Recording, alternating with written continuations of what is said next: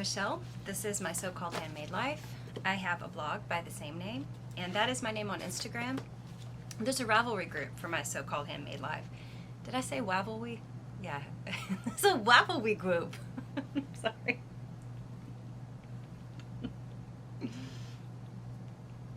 Sorry. All right. I have very limited time to do this. Oh my gosh. Okay. Trashing those notes. Oh, those are old notes. Okay.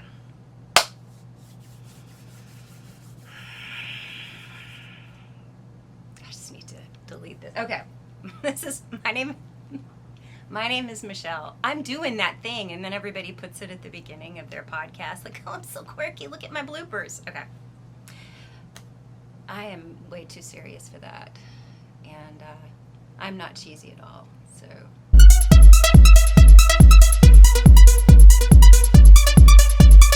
I won't do that.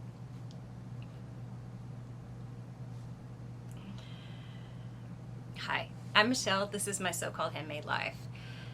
I have a blog by the same name, and that's my name on Instagram. On Ravelry, I'm Mamatronic. There's a Ravelry group for my so-called handmade life. And every week I put like notes and links from whatever I talk about. I say every week, but it's actually like every 2 or 3 weeks.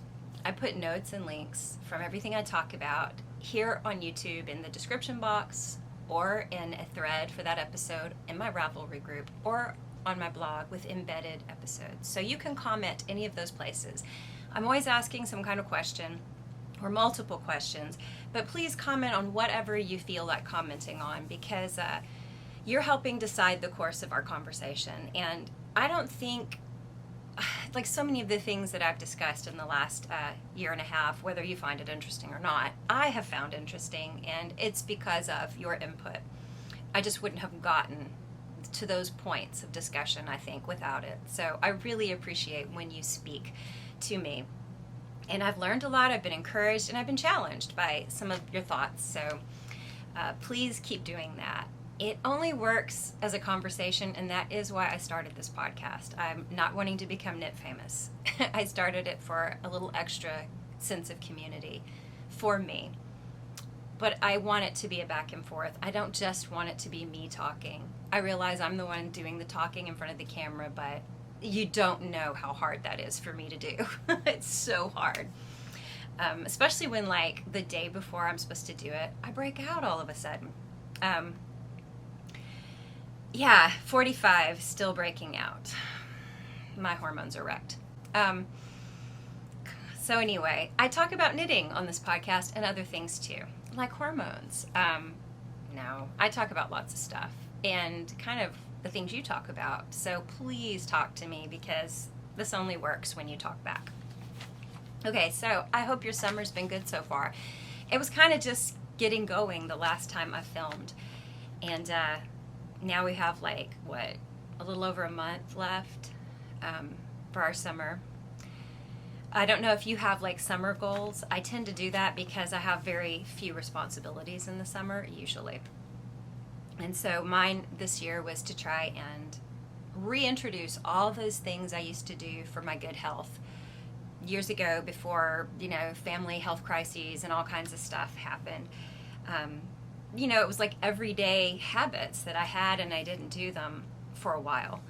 And then I got like really worn out, and just, so I'm trying to reintroduce that stuff. I mean, some of it is like totally obvious health stuff, like get out and walk every day. Make sure I eat right, lots of veggies. But then other things are like just dusting my house regularly. I don't do that. And I probably should, since I'm having like allergy stuff a lot in the last few years. So like adding back all the stuff I used to do, I used to accomplish so much in one day. I look back and I think maybe I was obsessive, but I didn't feel that way. I think I was a hyperactive person, young person. And the more I did, the easier it was to deal with inner energy, you know? So I don't have that inner energy so much these days, and I sure don't have outer energy. I've been so tired when I go to bed at night from just regular strength training, like every other day strength training. And I am not talking about bulking up, gains, and powerlifting. I'm talking about like 20 to 30 minutes of normal, weighted things that women do in my garage. And I'm just so zonked when I go to sleep at night. So anyway, my goal was to reintroduce all that stuff and kind of fix my hormone imbalance. So I don't know. I am stronger, though. That's one thing I can definitely say. And I've been spending a lot of time, like, in thought, meditating on scripture and stuff as I walk, and my love has increased for God. So that's a good change too in me. It's definitely added to peace in my life. Been doing a lot of that hiding out lately. The Sunset Ringer is like my inspiration for trips to the beach. We go to Galveston Island, and it just, the whole thing, all the shops on the Strand and on the seawall, they all have, lots of t-shirts that make you think of these kind of 80s beach prints. So, I would wear this except for the whole end problem that I still have. Oh my gosh. And so we're going to start that end weaving party like right away. As soon as you watch this, begin.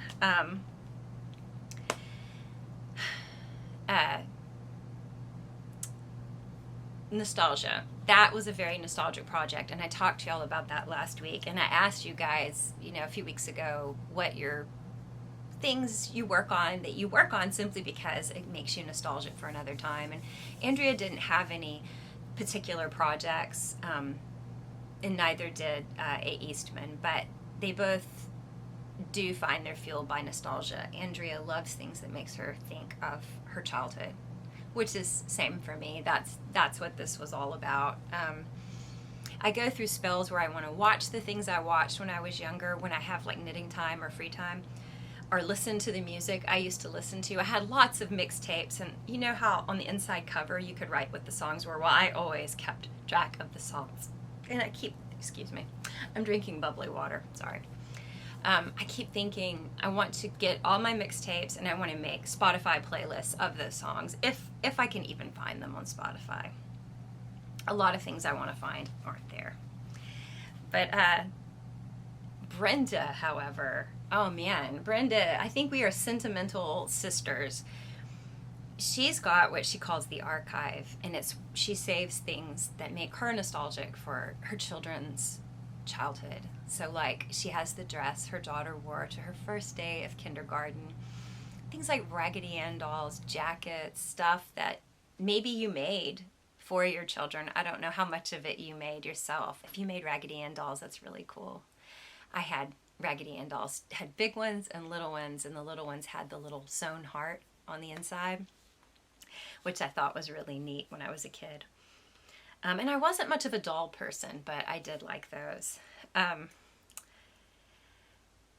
She even saves things, some of those things her grandson uses, and saves things that like she gives to her grandson. She's like telling her kids, hey, give it back. Don't get rid of it. This is special. And so it's just certain things that don't get donated. They get saved in her archive. I have the childhood memories vault in my garage. Where do you keep your archive, Brenda? Because I have these giant, the biggest size of Rubbermaid tubs. 2 for my daughter. I have 1 for my son, but I really need another one just to finish up his like drawing and school type stuff. I don't save everything they do, but most of their drawings that they let me see or were ready to chunk, I did save. My daughter did tons of them when she was little. I have their very first drawings. One, I think, was on a paper tablecloth in a restaurant, that kind of thing. I saved those things. And my son did lots more drawing as he got older than my daughter did. But I have school projects, paper mache things they made. It's all just crammed in there. And then, like I said, I've saved some of their clothing to make quilts one day. We'll see how I get to that.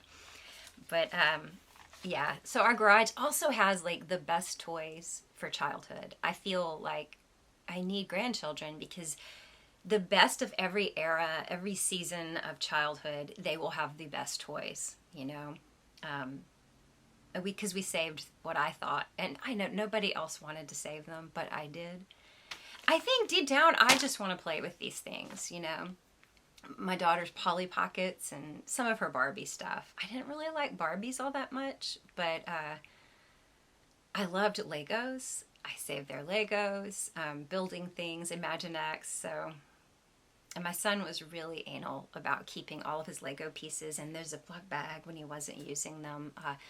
With each set, it's all super meticulous, and yeah, a grandkid would be really happy here. However, my kids all say they're not going to have kids, so I knew I should have had more children. A. Eastman was saying that she likes remembering the nostalgia, but when it comes on her, it can sometimes, like, she can get stuck in it, drag her down, because there's also the whole dreams that weren't completed, and sad times, sad memories, you know, people gone. I get that. That is me. I think I lean toward the melancholy anyway, probably. And so I do find that if I'm just sitting around thinking, or sometimes if I'm on a walk thinking, or driving in the car is a big one, I will get hit with nostalgia, and then it'll kind of turn sad. Like, I wish I had those days back. I wish I could do this or that different. I wish that person was back. But I do find if I'm working on a project, I'm physically making or doing something that reminds me of someone, I don't get stuck like that. Maybe the physical activity, the creative aspect kind of mitigates that melancholy. I did find one of those pot holders I was talking about that I made on that loom. I don't know why it was where it was. It was buried in a basket of yarn, but you can see it's very thin. So I could like do two together, but I don't think, for some reason, I guess the loom just couldn't handle extra thick or doubled up strands of yarn. But yeah, ends. Still ends. You can see this is mine because it's never been used, because it has a million little fire hazard ends. Oh my gosh, those ends. And on end weaving, some of you commented, Stacy said that it just seems to take so long for her to make her project. She feels like she's a slow knitter. So she's so motivated to weave in the ends so she can finally wear it, because it took forever, you know. I think that I am that way when I'm within the season that I could wear something as I finish it. But the fact that it's so ridiculously hot where I live, and I'm still like knitting with wool a lot, I know, I'm not going to get to wear this for a while. Let me move on to the fun making part of another thing. Stacy is actually finishing Lady Bat, which she saw here on the podcast and was like, oh, I've got to knit that. And so, Stacy, please, if you haven't posted photos yet on Instagram or Ravelry, tag me or message me that you've put it on your Ravelry or something. Or tag me on Instagram, because I really do want to see how your Lady Bat turns out. That is a great summer top. Very wearable. I really feel like if you did it in wool, I'm sure it would be really easy to do and more comfortable to knit than the cotton that I used. But it could work for any climate. So please let me see.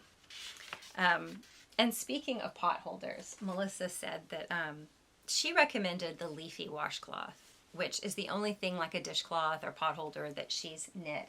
You know, I showed some photos of some that I made last episode, and that's by Megan Goodacre, and I have a picture of it here. I saw it, you know, I went and looked it up when you recommended it, Melissa, and yeah, I like this.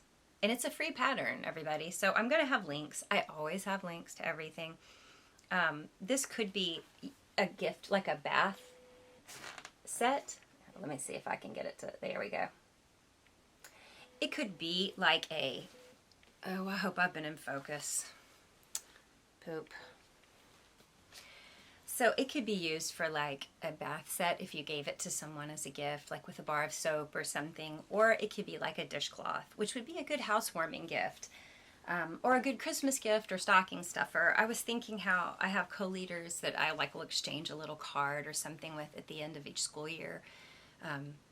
Not in the school system, but like BSF that I do. And that would be a nice little gift to give someone. It's handmade, and it probably wouldn't take much time. So thank you for showing me that.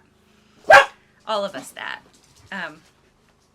You know, everything that you guys mention or comment about, you know, it blesses me. You give me ideas and links and project ideas, how-tos, thoughts, but it's also going out to everybody I mention it to or who reads comments on the on YouTube or on Ravelry. And so you're like sharing it with everybody, and everybody gets to benefit from it.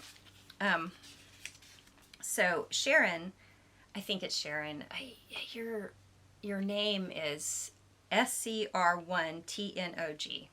Okay, I don't know if that stands for something that I should know. I should be savvy with texting and know, because I'm like puzzling all the time over what things mean. I know LOL and JK, and that's kind of about it. So if that means something, I just can't think what it would be. But I think it's Sharon off your Instagram, I'm thinking. So you tackle 10 ends a day. That is smart. Especially like once I catch up on all these millions of ends. I mean, I want to just do a push and get a lot done. But from that point forward, 10 ends a day sounds like a very good way to handle it. A lot of you don't start your next project until you've finished the weaving in the ends on the last one. Oh, I feel like somebody commented that, and I didn't write down who it was, but sorry for that. But yeah, that's really smart to limit yourself that way. I got out of that habit. I used to do it because I didn't want to weave in my ends until after blocking, in case I wanted to go back and rip something back and change the way I did it, or if it didn't stretch to the dimensions it should when blocking, something like that. So I wanted to leave that open because it's a super pain after blocking to, you know, unweave the ends and rip back. However, that's really just been an excuse for me to leave things with the ends undone. Sarah Jane has had no problem with weaving in ends. I think that you're pretty monogamous with your project, Sarah. But she has said that she started Pinguano. I think she's almost finished with it. And I've seen clips of it, like on Instagram photos. It's really beautiful. I believe all of it's dyed in her own hand-dyed Dutch yarn. So the colors are a similar palette, that subtle sun-washed look that a lot of natural dyes leave in fabric. I just love the way it looks. It's a real soothing, mellow Pinguano to me. It's happy. So she has a million ends with Pinguano. She said it's like all of her other projects' ends all together that she's ever knitted. So she is down for a end weaving party. So are you guys down for an end weaving party? It wouldn't be anything big, just hashtag end weaving party on Instagram. But Little Kitten had suggested that I do some live end weaving and talking about the projects, which I really like that idea. I don't know that I would do it on YouTube. Upload to YouTube just stinks. But maybe Instagram and the stories or something. I only have done one story ever, and it was just a static image. But I'm sure my kids can show me how. You guys could do it too. And you could hashtag or tag me. You could tag My So-Called Handmade Life. That's my Instagram name. And you can also hashtag things My So-Called Handmade Life podcast. Just whatever you want to do. But definitely say End Weaving Party so I can see what you're doing. If you want to do a video in your Instagram or just images of the things you're weaving in. And if you're one of those excellent, mature people who I just finished a sock. I have exactly 2 ends to weave in. Then show us that. And then if you're a giant mess like me, then you will have lots of end weaving party fodder for a very long time. So, where will I begin with my end weaving? I'm thinking socks because that's the least intimidating thing, you know, and I've got Oh, I don't want to lose them. I've got all these right here. You know, I showed you my Kia socks, so they don't have that many ends to weave in. Same with Gingerbread House. They're super ridiculously long ends. Why? I don't know. I don't know why I left this much yarn undone. I guess I was trying to get to the same point. I don't know. Yeah, I don't know why I did it, because these are cuffed down. I love cuffed down socks better. Anyway, and I don't have my sock blocker here, and I'm not going to fly over there over all the stuff to get it. But the thing is, I thought I had these finished, but I only weaved in the ends on one, and the other, I think I just tucked them in to take photos. I have done FO photos of these and another thing, and I'm going to put those on my blog.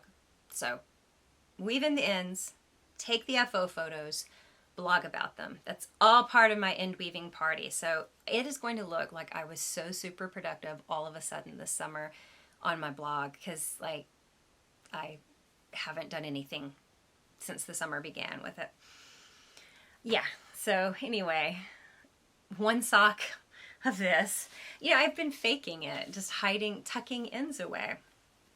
That's the worst. I did that with also the Strathcona. There's photos of it, and you can see I just took these little ends, and they're short ends because I was running out of wool, and I was afraid of not having it long enough. I usually need an extra inch or so because of my torso length. I believe I do. So I've got a few ends. It's not too many. This probably took 4 or 5 balls of something from drops. Anyway, of course I haven't worn this because I finished it when it was already warm. There was no way. But at least the photos are done, so now that it's almost August, I don't have to stand in July heat and take these. So that would be next after the socks. And then I will work my way up to crazy end amounts.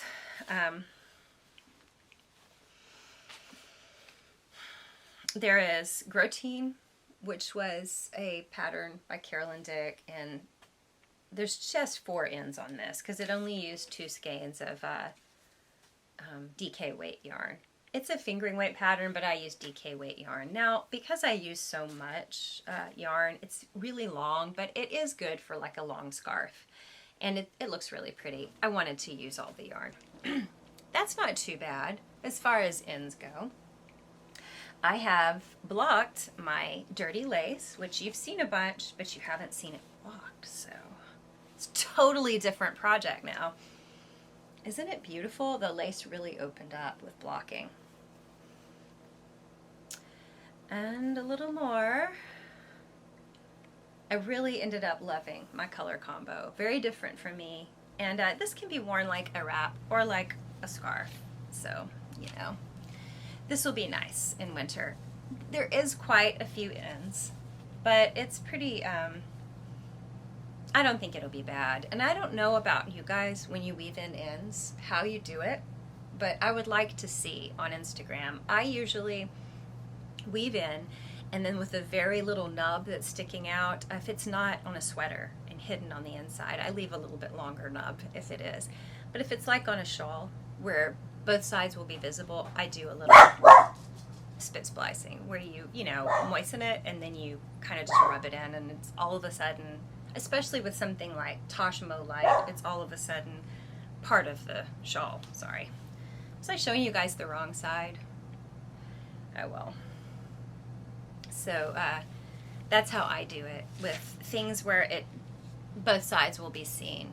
I will, now, this one is embarrassing for me. It was a test knit. You know, Dirty Lace is a Libby Johnson pattern, and I've test knitted quite a few things for her and just knit a lot of her patterns because I love them. This is a great design. I haven't actually used it because little floppy ends, there's not even that many. There's really not that many to deal with. I think I put it off because, do you see how the top of it is kind of rounded up? Like it needs to slightly crescent to fit better over my, around my neck. Do you see how it is kind of almost triangle-like. I blocked it. I didn't block it stringently enough, and so I needed to reblock it, and it's super long, and I kind of put it off, and I put it in this little thing where I just keep stuff to block and take care of, and it got covered and covered and covered, and it's just really beautiful. These are slip stitches, and it's a Earl Grey colorway, which was at the time was kind of hard to find for a while, I think. I'm not like, I don't know everything about hand-dyed yarn, but I would look for Earl Grey colorway in Madeline Tosh's different places, and I wouldn't find it. So I got it a long time ago, and I saved 2 skeins of it. I think it's DK weight. And then this other is some Knitpick Sport, Wool of the Andes Sport weight. But I thought it was a great way to use a little bit of hand-dyed yarn with something solid, and it's still really special looking. And this Knitpicks yarn really brings out the green, the blue-green, in the Earl Grey, which I typically think of Earl Grey as being mostly kind of gold, but it really brings out the... Anyway, is that not beautiful? You can see the design better from a distance. I'm ashamed of that. Libby would never need to take this personally, though, because I'm knitting... I mean, like, I set this down to knit something else of hers, basically. I usually have something of hers on my needles, and I wear, like, the industry shawl because it's not super heavy. I wear it as a scarf every winter, and this winter was no exception. Okay. So, that confession is out there. I'm embarrassed about that one. And you know, you saw the pictures if you followed me on Instagram back in the days, like 2 years ago, 3 years ago. Yeah, I was totally lying. I even think when I took pictures of this, I edited out an end or two because the background was dark. You know, it's that beautiful backdrop of a crappy door that goes into my garage where I take a lot of pictures. And it's hard to take pictures there now because our new big dog claws and rakes down the door. I don't know why. Because she's spastic, because we're going to take her on a walk and she can't wait. She's going to claw through the door. Anyway, the end, the loose ends, I think they stuck out, and I edited them out. I cloned them out of the photo. I'm such a liar. I'm such a fake. I need to take a break. I don't know how you guys stand me. Okay, so here's the thing that I was working on last episode. It's finished. It flew because it's worsted. This was just what I needed for my wrists. You know, I needed to work on worsted and DK weight stuff. And I really haven't I felt my wrists feel tired a couple of times, but never hurt anymore. So that's a good sign, I think. I finished my Courage shawl. This is by Shannon Cook, and it's So Very Shannon on Instagram. And I thought this was also kind of like Zelda. It's a good way to use maybe one yarn that's a little more variegated or wildly colored, or maybe more expensive, but combine it with 2 things that are more like workhorse yarns. And it makes it a little more affordable and definitely lets that, you know, more colored yarn stand out. So this colorful one was Robin's Egg, and it's a spin cycle colorway. I can't remember if it's Dream State or Dyed in the Wool. It's the DK weight. And this is wool stock, chocolate, and driftwood is the lighter color. And so they really, at times I thought, oh, this Robin's Egg turned light right as I'm, you know, it's bordered by driftwood, but it all works out.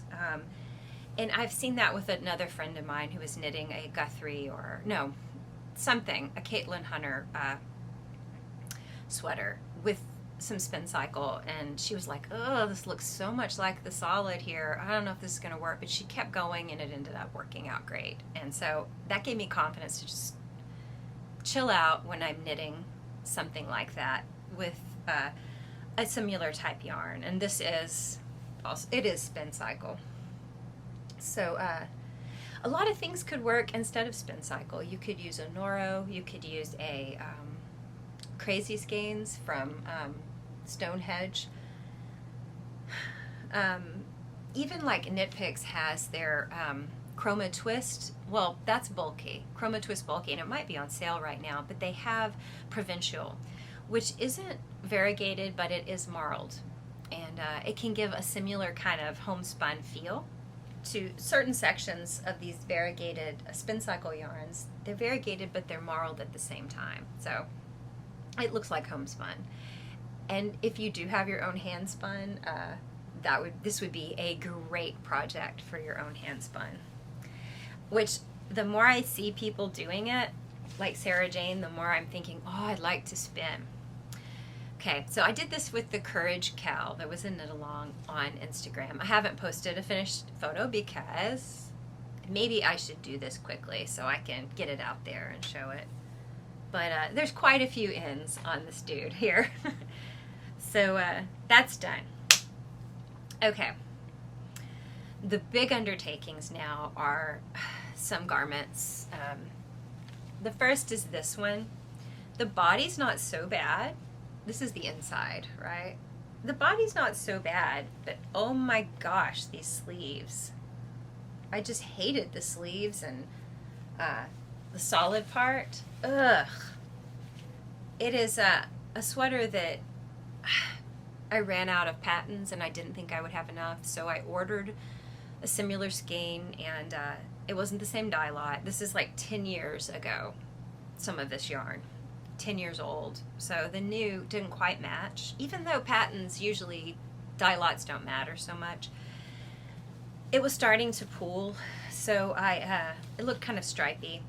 So or there was a big obvious line where I switched yarns, so I started alternating skeins. And I really had to alternate quite a bit on the sleeves. Now, I don't know if it shows up well for you guys. When I took pictures, I thought it looked stripy, but in person, it doesn't. Well, yeah, on the camera, I can see a little bit of almost a striping look here and there. But that's what I did on the sleeves. That's why there's so many freaking ends on it. Oh, well. I never have worn it. I wore it in Iceland for some photos. I threw it on over what I was wearing. I didn't even have sleeves then. It was just knit to here on each sleeve, and that is all I have. There's no true FO photos of this, so I didn't wear it last winter because my arms would tangle in all those strings on the inside, and it would make me feel claustrophobic. So that really needs to be taken care of. You know, I put off end weaving because it's monotonous, and I'm a little addicted to the feeling of progress and the creativity part of it, just watching something grow. It's very rhythmic, soothing, you know all the reasons people knit. But end weaving, I need to reconvince myself that this is worth putting in the time. I think I get caught up in knit-alongs, and so as soon as I finish something, I drop it and start a knit-along, and I'm going to have to just slow myself down on things like that.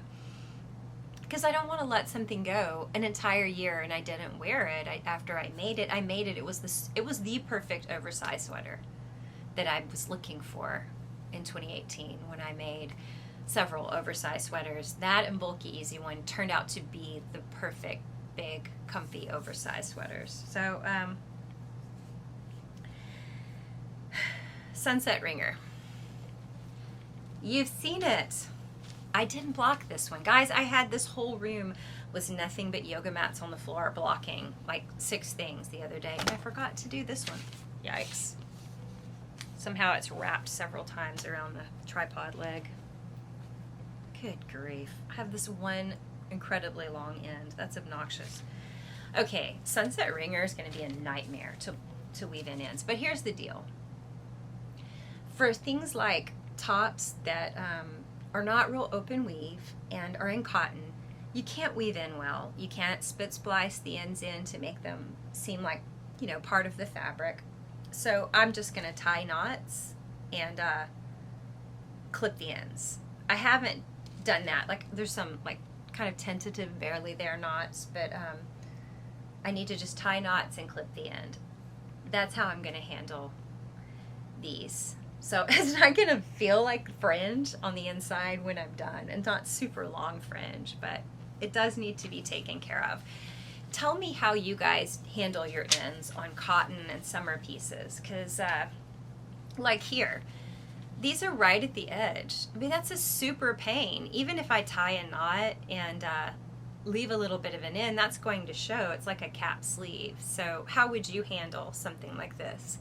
I'm probably just going to weave it through, and maybe try to weave it through the back of some of these surrounding stitches to just get that end away from the edge of the garment. But I wondered how you handled it. So that would be interesting to know. All right. Now here's the big one. That sweater that I made up, the sleeves, oh my gosh, look at all these ends. It's just, ugh, both sleeves are this way. And the body doesn't seem so bad until you turn it inside out. It's still a little damp from my last blocking. I haven't tried it on since my last blocking. I just want to make sure it's nice and drapey enough. The vertical lines stiffened the fabric of it, so you can see there's quite a few ends on here. This is just, this is not going to be fun. And you can't look away and watch TV. You have to focus on what you're doing. And I'm making it, I want the inside really tidy on this. So, I don't know. I've put off blocking the second time, but I have done that. I put off weaving in the ends, and I put off grading the pattern, which I'm not sure why exactly I've put it off. I feel like some of it has to do with, like I wanted to release a pattern, but there's no pretensions. I'm sorry, I have wool all over me. Like I just lifted this, and dog hair and wool just went pff, all over me like glitter. Designs right now are under a lot of scrutiny, and I'm just like, yeah, do I even want to enter that? I'm not, like, I don't have any super goals with it, but I did think of doing a benefit sale of it, and it's a way I can make a difference in something. I'm a little, I don't know, intimidated by adding more sizes than I feel like I had the spreadsheet set up to do. This shouldn't be too difficult, being a big oversized set of rectangles basically, because it's drop shoulder. So anyway, next week, I keep saying next week I'm gonna do it, and then like next week, oh, but I really need to repot all my plants, you know. Yeah, I am gonna do it though, even if it's not a ton of sizes. I'll do what I can. I have a program to grade patterns that I bought from someone, and we'll just see. So that is all the things that need the ends woven in. Let me show you some of the whips that I've been working on. You know, I have 3 sweaters on the needles right now that 4 actually. The Winston was just really going to be a weekend finish. I mean, it'd be so easy to do, but I kind of set it aside in the heat because I had to wait for that big giant skein of Lion brand yarn to come in. So there's that. Floozy is just crawling along because it's just been tough on my wrists. It's fingering weight, and I've done socks that are fingering weight, but that slippery yarn, and even on carbons, it's a little tricky. So I limit my time working on it. And Guthrie, I did like an inch on it, and I set it aside for a knit along or 2. So yeah, I'm the worst. So then I went to Soldotna. I'm doing this for a knit along. It's like the Mockingbird sweater knit along with Mockingbird Fiber Company. This is in their yarn. It's not really easy to show because it's all bunched up on a tiny needle, but you can see these colors.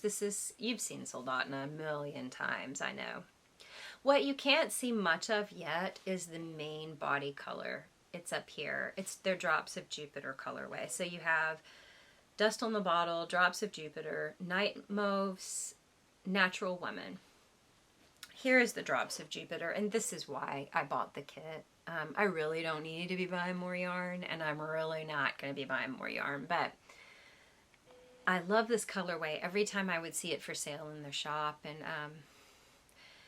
but I'd be like, I don't need to buy anything else, you know, whatever, or maybe it would be sold out or not the right size. So when I saw these kits, I thought, you know, I do want to make Soldatna. I want it to be longer sleeved, so I got a kit that would do that. And so this is going to be the main body color. It's different for me. These colors don't seem so different for me, but this does. It's got almost an orange to it in places. Or kind of a, I don't know, almost a coral-like vibe. More red than purple. So anyway, it's just kind of different for me, and I'm really interested in how it's going to look great. I'm so excited about the way these colors are working up. And I have about 13 rounds left on this, and I'll be done with the pattern, which is easy work.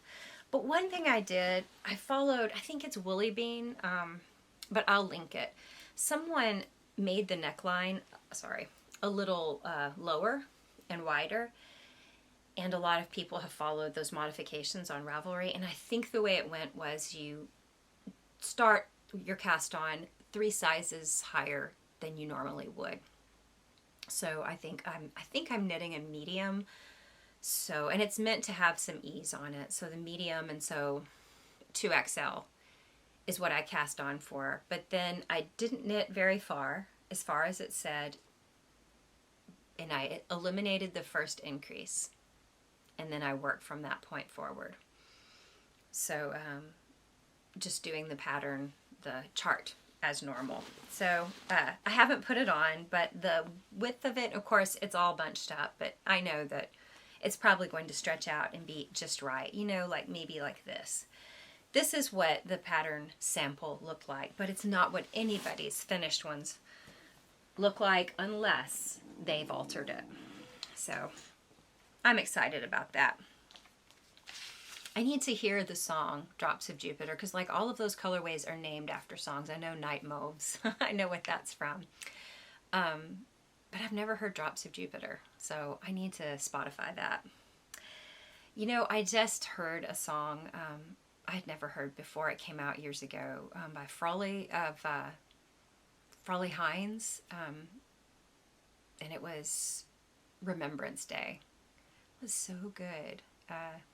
Yeah, I was all a sad teenager listening to it for a few days there. But it got me looking into her music and then seeing that she's doing Venus and the Moon with Rain Phoenix. And I didn't know Rain Phoenix even still made music. Do y'all remember back in the day, those of you who are old enough to remember, River Phoenix when he was alive? He was part of a band, and his sister Rain was in the band. Her music with Frawley is really good.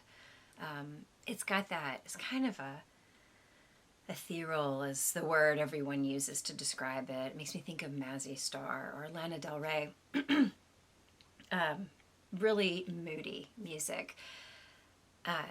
She has released songs that she did with her brother, I guess, way back this year. She released, and Michael Stipe stepped in and sang with her, and I don't know, it's just interesting, different, you know.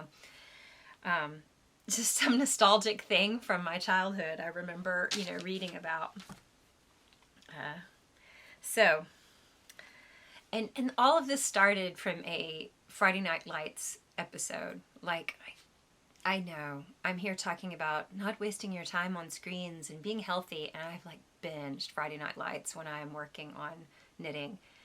And I'm like cheesed out that I'm doing it, but I'm still doing it, because once I start, I can't stop till I see Matt Saracen through. I've just got to see that Matt Saracen through. He's, you know, make sure he's okay, you know.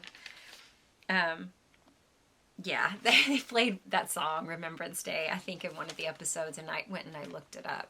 So, yeah.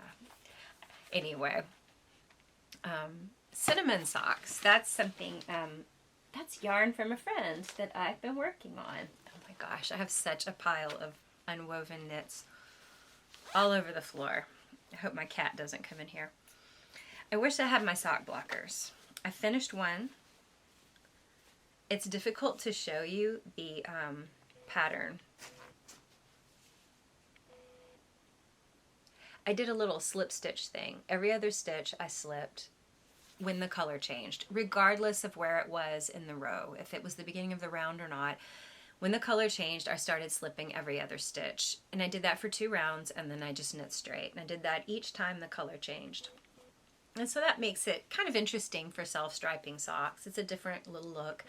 And I did a really, really long leg on these because I didn't know what to expect with Perfect. I didn't know how much of this color, how long it would make the cuff. I know it's meant for any regular foot, you know, like man's to woman's size. You know, if it were a man's sock, maybe that would only be this much, you know, because usually it's a wider leg. So I didn't know what to expect. So I just knit on it from the time it, you can see, from the time it goes from the yellow to the tan, and then I worked all the way down, and the minute it changed back to this main color, which is it almost is an eggplant color, but it's brown, but it looks like an almost eggplant brown. It works really well with these purples and reds. As soon as it changed to that, I started my heel flap, and it's just a regular heel flap. I think I used the Kia heel flap directions, but they're the standard old-fashioned heel flap. So I'm now on the foot of my second one, and that should be done this weekend. It's really good for, once you're past the slip stitch part, really good for, you know, small project, talking, whatever. Pulling from a center ball was different. I really thought I would have big trouble with knots. I haven't.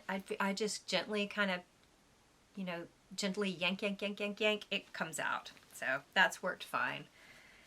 In the past, I had problems, but I was a new knitter. And so after that, I was like, never again. And I always use the outside of a ball. But with the Perfect socks, you really have to use the inside to have the leg, to knit cuff down, to have the leg be the length you want. Now you could start on the outside of the ball and knit toe up. I don't like the way cuffs fit. They're too floppy when I do that. Okay, so that was yarn from my friend Frauke. I've been wanting to use yarn that is either given to me by friends or dyed by friends that I've bought or something like that. And so that's got me thinking, don't know how fast I'll get onto these things, but they're close in my radar. All of them accessories, because it's a skein or 2 skeins at a time. Sarah, I showed you this, I think, a few episodes ago, had dyed this for me. That's Needlework Ravelry. And the neat thing is, look how, she said she looked at it and said, that looks like Michelle, but look how similar it is to the colors in the Michelle colorway. They're so similar. It's crazy. It's crazy. So yes, it's a variegated skein, and I want to knit something special with it. And I think I have enough in it to knit that Victor-LaValle Chasing Light. I've got it here to show you.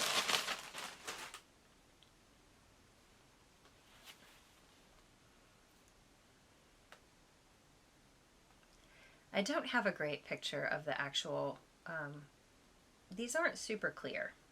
They're great photos, but showing the details of, they don't really show the details of the shawl very well. But I think I have enough for that. And there's some lace on the edge and garter, and it just looks like it would look really good in a variegated yarn. I'm not sure though. I might try something else. I have a few other options. Also, I have Noro that I want to use from a friend.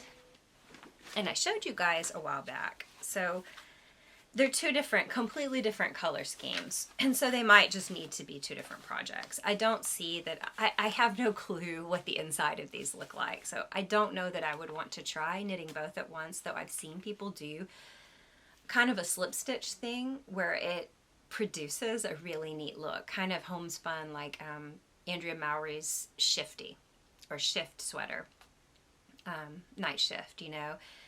But I don't think I would do that with these. This is the Teo sock yarn, which I thought at first could be used for socks, and then everybody's like, no, no, no, because it is a single, and it wouldn't be. I wouldn't want to ruin it. So what I thought of for this is a little pattern that goes a little something like this. Here we go. Different Breeze is the name of it. I saw one knit. It's a big open mesh lace wrap or scarf, which, think about it, this is cotton, wool, silk, and nylon. It's not something you're going to wear in the dead of winter anyway, and I think it would look really pretty. I saw one, I believe, knit like this, and I think this is the kind of pattern I could actually change and make wider or whatever if I wanted. But I like this. This is different. I've never knit a scarf or wrap that was rectangular like this. And so anyway, very open weave. I think the Noro would look great. So tentatively, that's what I'm thinking. Different Breeze is the name of that one. So I have either one of these that I would start with. I don't know which colorway I want to start with. This feels more different. I've done a lot of purple lately, so I might do this. So that's just, you know, coming soon, right? And then there's Chasing Rabbits fiber. You know, I told you after DFW Fiber Fest, the last one, I made that look messy. I met Dawn face to face, who does Chasing Rabbits, and I have two skeins of this, but I want to do Columbia, and I think I've shown you that one before. I like working on a pattern that with yarn that someone I know dyed, you know, and this is actually a pattern she wrote, so it's kind of extra special. You can see the light shining through there. I actually think it would be fun to do a version that has that appearance, you know, even when on your body. So that's why I did a lighter shade. But I think I've said before, Columbia was knit with the same colorway, just one on mohair base, one just regular singles. So I would also like to do that with something like that. It's the same colorway, dyed in mohair along with regular merino singles. So anyway, I don't know when those are going to happen, but I was just thinking of yarn that I know the person personally who dyed it or that was given to me. The last one that I was thinking of was Sarah Jane has opened her yarn shop, Atelier Sarah Jane. This is actually one of her bags from her shop. It's just a soft hemp bag. She came out with little sock sets. It's Dutch wool. It's very rustic feeling, all naturally dyed. She came out with sock sets, so you've got the sock yarn and then coordinating marled heel and toe yarn. And I like this. It looks a lot like her Selah colorway. It's not, I don't think exactly that she does, but it's similar. So there's some red to it, some pink, and then into the grayish brown variegation. Then this is Haram colorway, the light and the dark. I love her packaging here. I love these little strips of cotton. So what I was thinking, these are very earthy, natural colors. I think they all look great together. Rather than just knit socks out of this with the marled heels and toes, I thought I would use it for a 3-color shawl. Not quite sure how I would order these colors. Probably like so. And the ones I was thinking of, I've seen them done in very brightly acid dyed colors. Well, you know, natural dye just is so different, and it gives a totally different feel. And I would like to try some of those patterns that, for instance, Island in the Sun. by Suzanne Summer. She's got high contrast,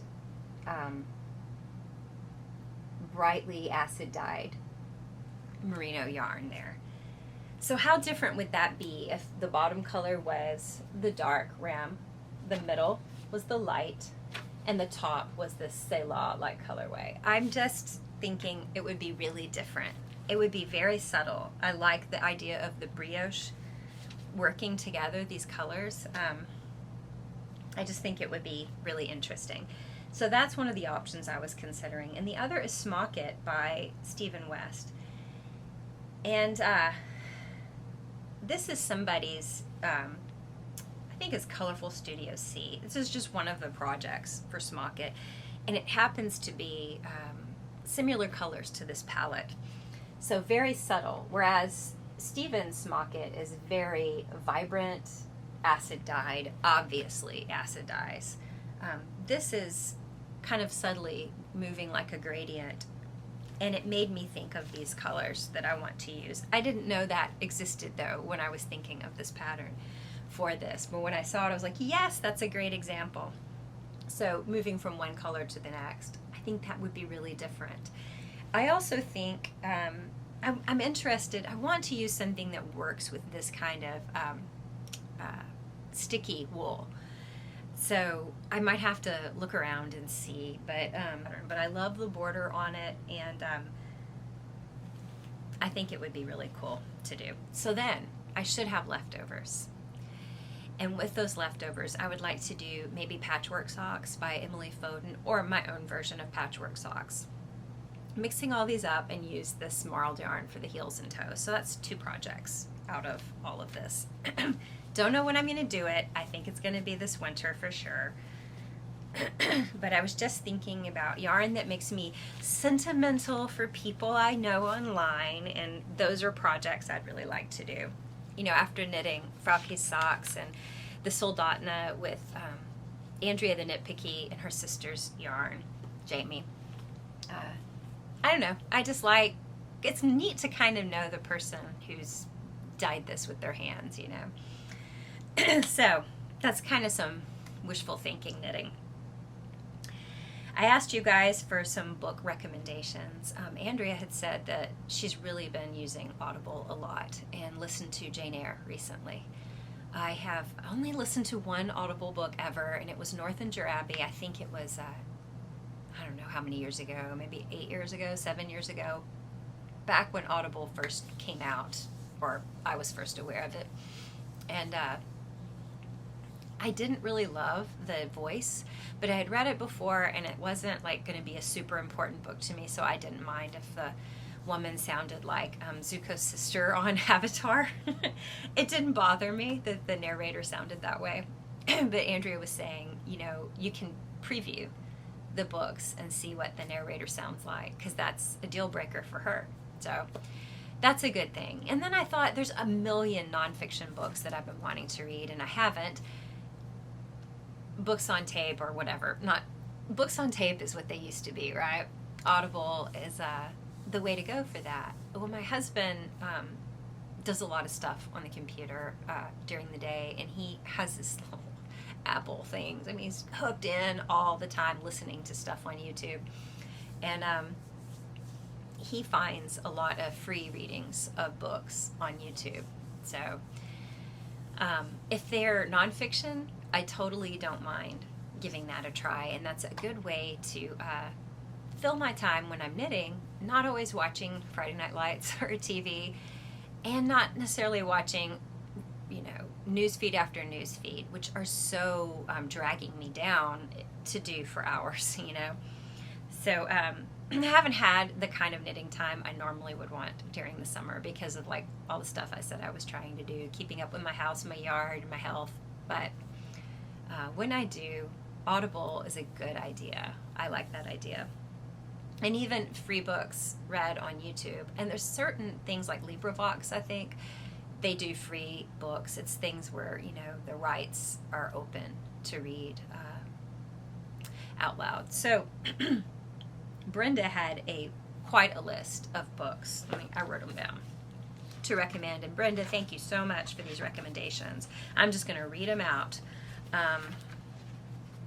Oh, and let me say this. When I was talking about Brenda's archive of nostalgic things from her children growing up that she keeps, she said the sweetest thing. And it's like one of those things that helps you like bridge the miles. I don't even know where you live, Brenda, but we only know one another virtually. So it like takes someone that's this person, you know, virtually, you know, they're kind of like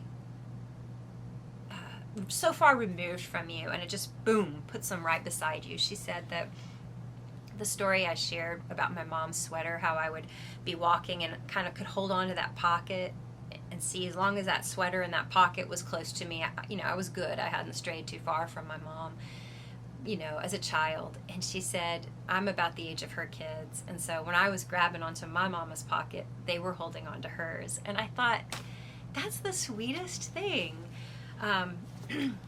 It just, I don't know, it's like instantly personal, and like Brenda was right there as I read it. Like she was right there in the room with me.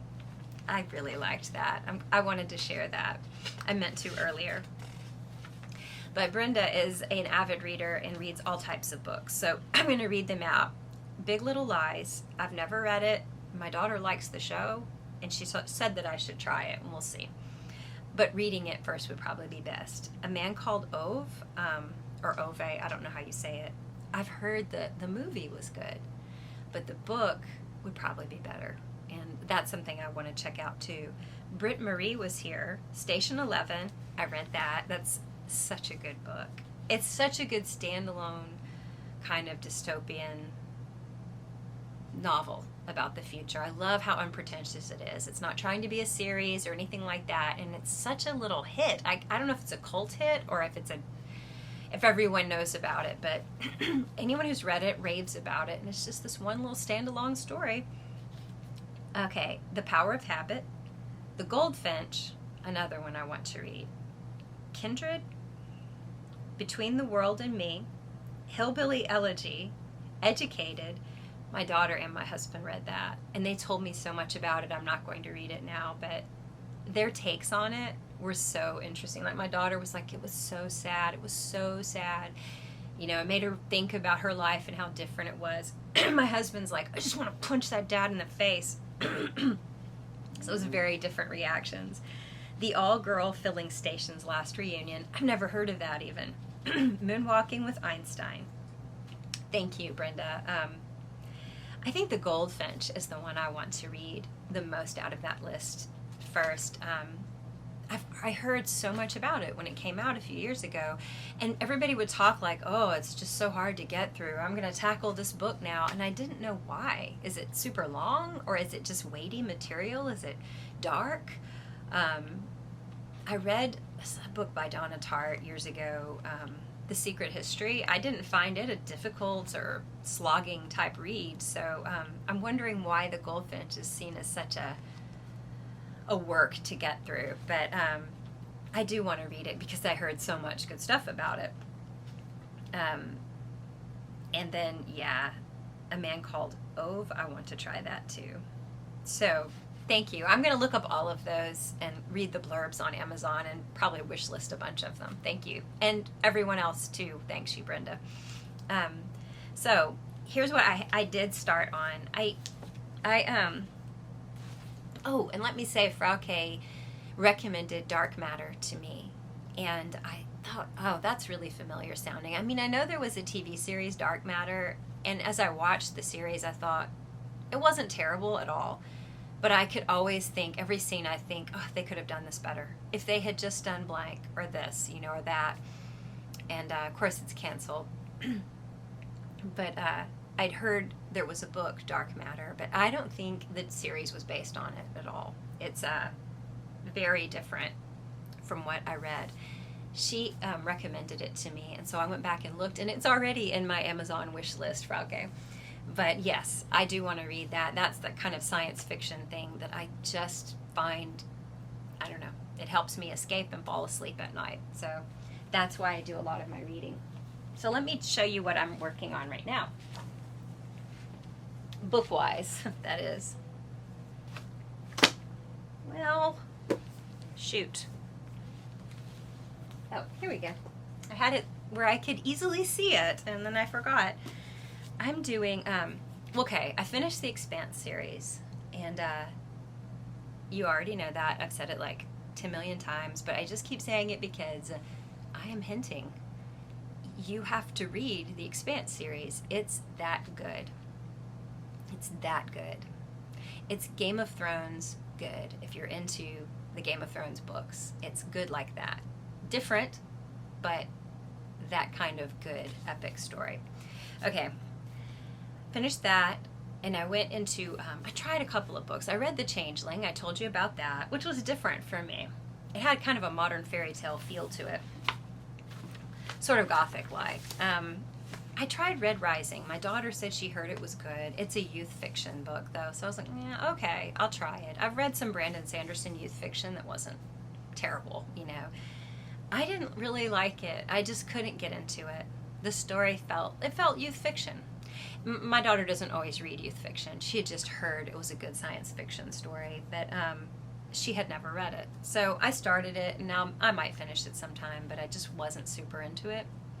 So then I tried Neil deGrasse Tyson's Astrophysics for People in a Hurry. Okay, you can't read something like that as you're falling asleep. Astrophysics for People in a Hurry. That is not good for a sleepy head. I mean, seriously, I have such Google brain now. I'm so forgetful. We can watch, like, okay, Ready Player One. I saw the movie. I remembered only one thing in that movie so far that's in the book, and I'm about a third of the way through. I mean, and I liked the movie.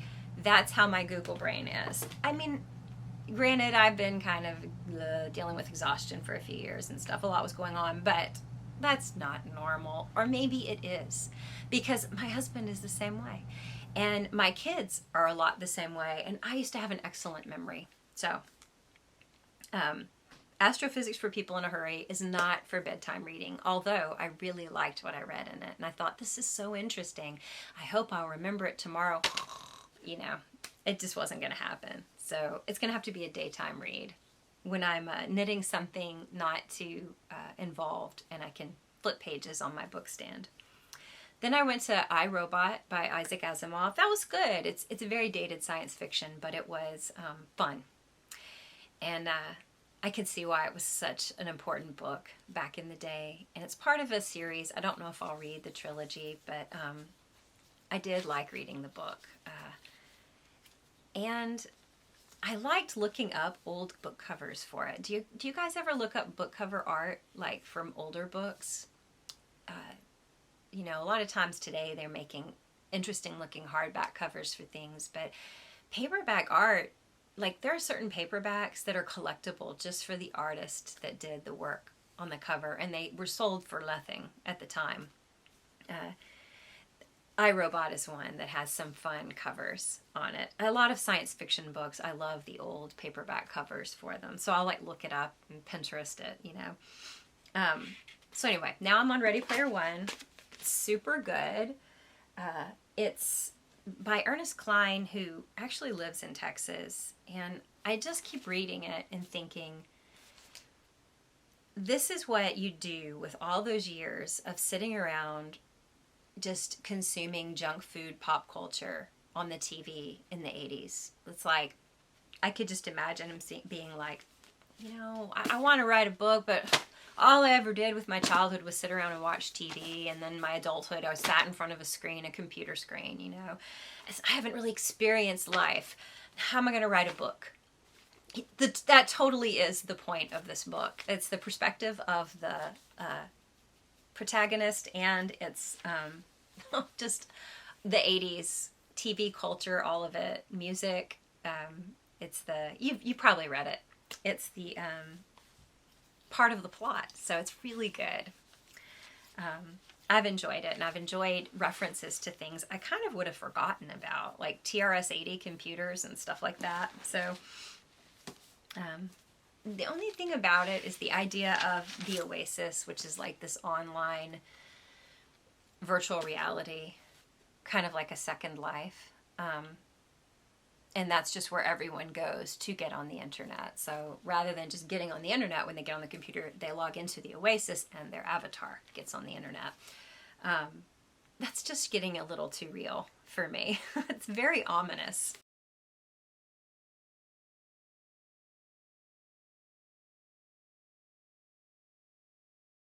So I've been talking about hiding out and feeling like just assaulted by information, media, the internet.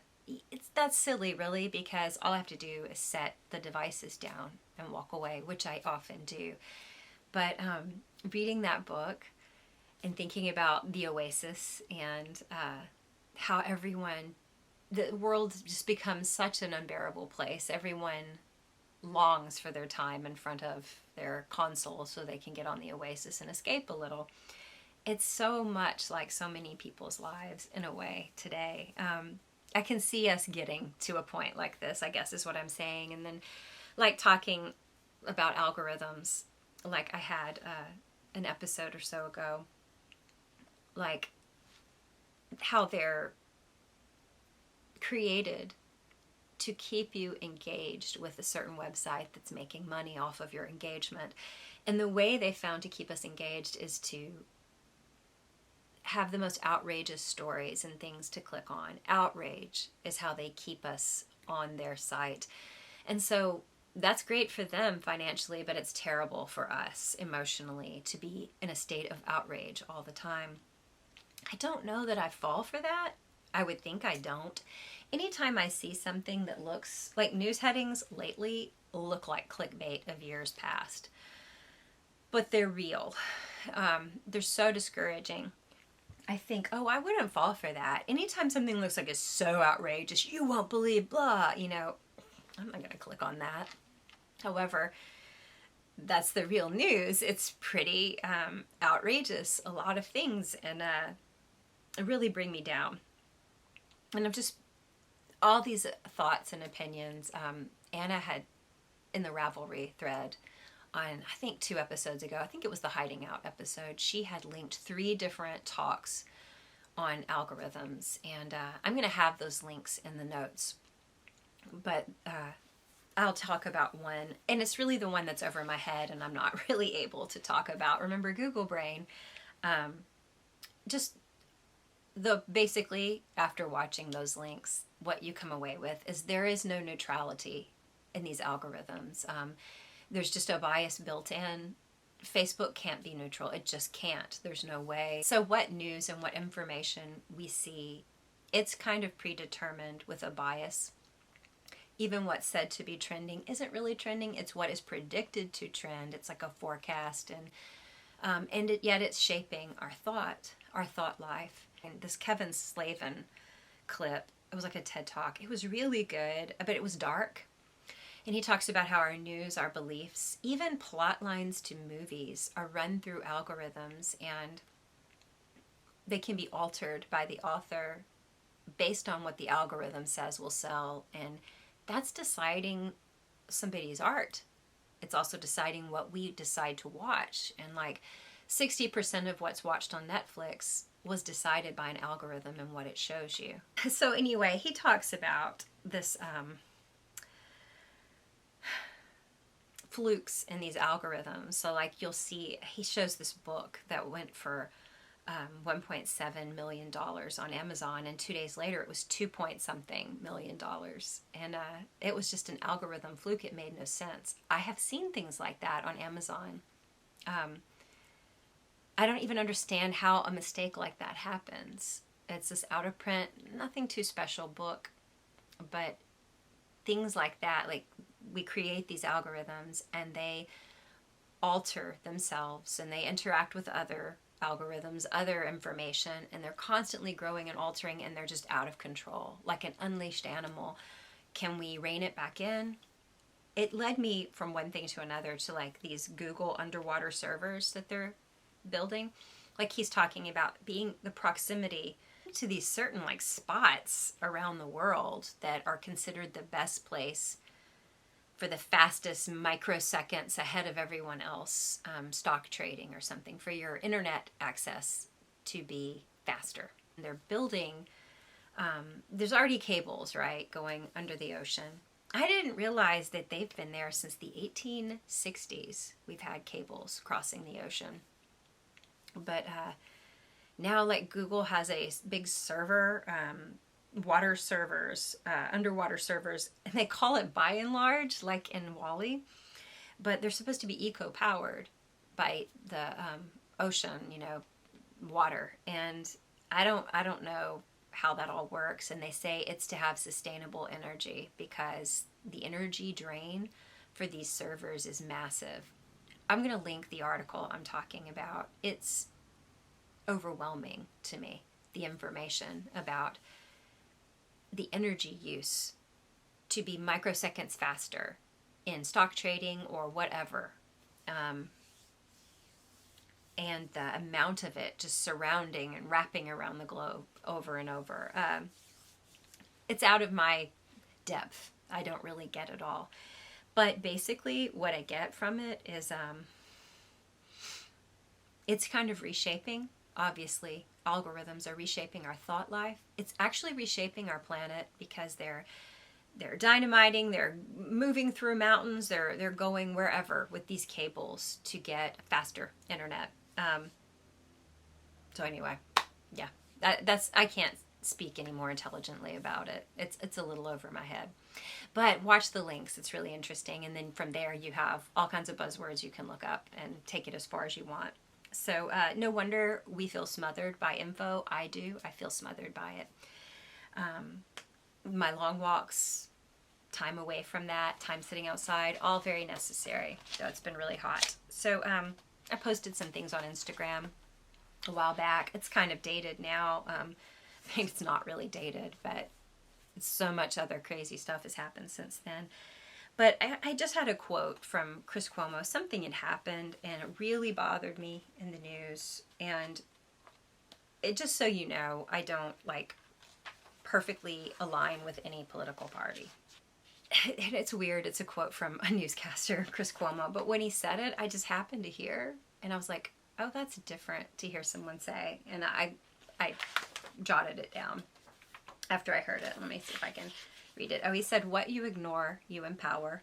What you rationalize as something other than it is, you own it. And then he goes on to say the solution to wrongdoings, or what we believe are wrongdoings of other people, and in this case it was, he said, calling people out on things is fine. That's the easy part, though. It's living and showing the right way to be. That's the part that's going to make the most difference in the long run. Which sounds basic, but right now I'm seeing a lot of words on screens. I'm hearing a lot of talk and politicians and people saying things, just awful things, not thinking of the consequence. And in my little world, there's actually not always that many people that I see every day. And so our online presence makes a difference. So what I've just been thinking about a lot recently is, what is my place in social media and all of this? I mean, I do have a podcast, but it's not ever going to be a big deal. And eventually I may be the only person who watches it when I edit it. But where is my voice in all this? He goes on to say that, and I like the way he said it. Let's see if I have it here somewhere.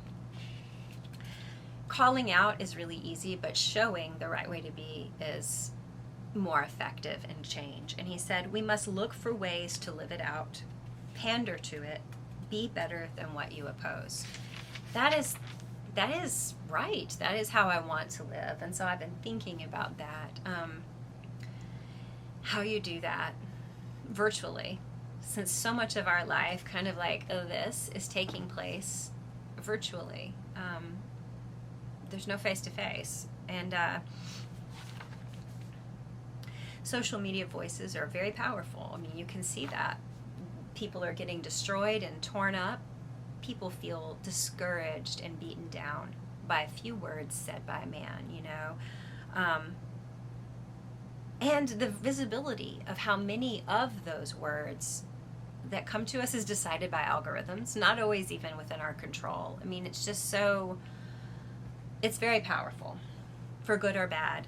So I just wonder what my place is, what my voice is. Is what I'm doing enough? I do want to live out what I believe, but I'm limited with how many people I live that out in front of.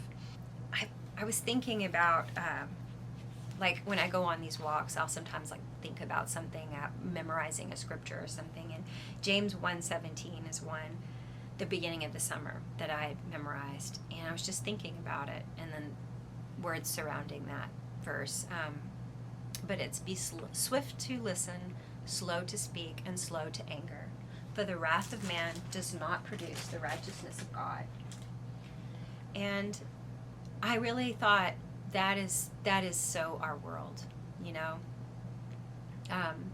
There's so much strife everywhere, and like some things have to be called out. They should be called out.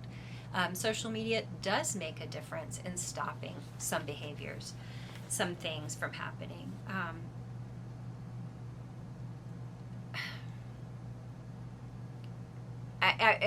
There's no great point I'm trying to make here at all. It's a flurry of thoughts, but I just know that I'm trying to find my place in this, living out what I believe is right and pandering to it. I'm not afraid to use my voice, but I don't just want to reiterate. I don't just want to jump on bandwagons and reiterate. I want to be very authentic and living out what I believe. Words only get you so far. So